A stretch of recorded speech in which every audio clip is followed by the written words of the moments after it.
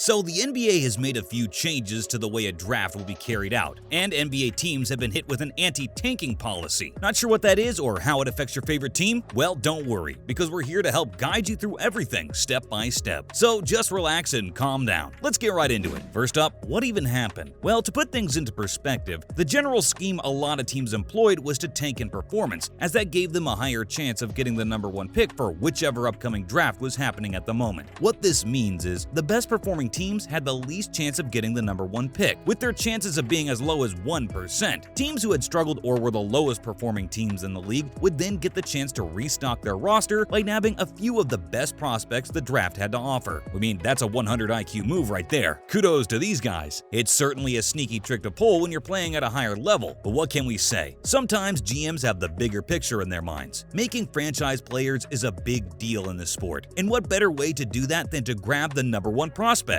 However, the NBA has managed to wise up to these antics, and now there won't be any tanking taking place, so every team will be performing at their best. Next up, how did the NBA combat this problem? See, they applied the oldest trick in the book. They simply gave every team an equal amount of chance to get the #1 pick, and if you ask us, it's a pretty smart decision. Instead of basing the draft picks on how badly you play in the league, giving everyone an equal chance of getting the earlier picks is the way to go. To be more specific, every team in the NBA now has a 14% chance of winning the #1 overall draft pick, and things couldn't be better. Of course, this isn't still the perfect solution, but as things stand right now, we don't think they could have come up with anything better. At least this way, there won't be any incentive to play badly and embarrass themselves on the court. Surprisingly, a lot of people don't know about this rule, so if you ever saw your team dominating at the start of the season and then suddenly going Frankenstein mode, now you know why. All in the name of trying to get the #1 draft pick, a clever strategy employed by many top teams in the league. Now, however, everybody has the same amount of chance of drafting Wembanyama, who is currently the #1 prospect in the market in the basketball world. It's quite funny to see the lengths teams are willing to go to secure a few good players for their roster. Coming up, what will the teams do now? While in earlier times, if teams failed to qualify or get close to qualifying for the finals, they could just relax and drop back in performance. Now they won't have the luxury to do so. Now the pressure will be on them throughout the season. So in essence, what they're trying to achieve right now is equality in terms of performances put on by different teams throughout the NBA league. So if you thought Kobe was crazy for giving his all in every game, you're in for a pleasant surprise. It's going to be quite fun to see how they fare now that this new set of rules has been implemented. We can expect fierce competition being put out by every team against one another, and it'll be a delight to watch for fans of the sport who crave some good basketball. Teams will be more incentivized to put on better shows, and fans will be happier as they see their players drop more buckets than ever. However, you've got to remember, this is all being said from a certain perspective, a perspective that can only be achieved in a perfect world. There's no doubt that there will still be games where you're scratching your head, wondering what's going on. Don't worry though, with these new rule changes, we should see more exciting basketball being put on display than ever before. Plus, who doesn't love to see their basketball heroes dunk on one another? Finally, what does this all mean? Well, if you look at the grand scheme of things, you'll quickly realize that things are going to be quite different from now on. Since teams will no longer be actively competing with one another for the #1 draft pick, now all they'll have in mind will be going on to win rings. Previously, if you were a low-level team and didn't have many good players on your roster, you could just chill in the season and hope you got the #1 draft pick and manage to draft that one player who would help carry your franchise to success. Now that everybody has an equal amount of chance of accomplishing that, everybody is ready to give the game their all and leave nothing to chance. If you ask us, maybe an even better way to go about things is to give the best performing team the highest chance of getting the #1 draft pick. Of course, while it'll give teams more incentive to play harder than ever before, it'll also be kind of unfair if they did implement the system we're proposing, because the stronger teams would almost always come out on top. Regardless of how it all turns out in the future, we're quite hyped to see the new season of the NBA and where it takes us. It'll be a sight to behold as we watch NBA teams battle it out on the court, harder than ever before. Now, let's take a look at the latest Wembanyama news. First up, what even happened? So Adam Silver, while talking to the management of the Phoenix Suns, revealed the NBA was quite concerned with the tankathon NBA teams were undergoing in a bid to secure Victor Wembanyama. He talked about how the NBA may have put in place a few rule changes right now, but they wouldn't help much in the long run because teams could always figure out reasons to not be performing to their utmost potential. There were a lot of possibilities discussed amongst the NBA management, according to Silver. However, nothing substantial came up. The funny thing to note is that the fact that Phoenix Suns aren't particularly considered to be in the running for the race to claim Wembanyama as of right now. However, for some reason, Silver was engaged in talks with them about the state of the league and how they were concerned about the whole tanking business is taking place. It'll be interesting to see what the league can come up with when trying to oppose and eventually finish this practice. Next up, what alternatives did the league come up with? Adam Silver talked about how the NBA considered relegation to be introduced into the system. However, that option was soon thrown out of the window for several reasons that didn't make it a feasible enough move. The first problem when talking about relegation is the fact that many NBA superstars who are too good to be playing in lower tier leagues like G League Ignites would be too dominant. The same would count for the franchise as a whole. The ticket sales would be another nightmare to deal with. Think about it. What fans would want to see their home team playing in the G League alongside rookies and prospects? Another problem would be the fact that this would mean that the best teams of the G League would be upgraded to the NBA. That would mean that they would be ill-equipped to deal with the pressure of playing on the biggest basketball stage on the planet, and they'd eventually end up getting relegated again. It would just be an internal cycle of turmoil for the basketball scene as a whole. That's probably why the NBA decided against implementing any of this in the first place. Finally,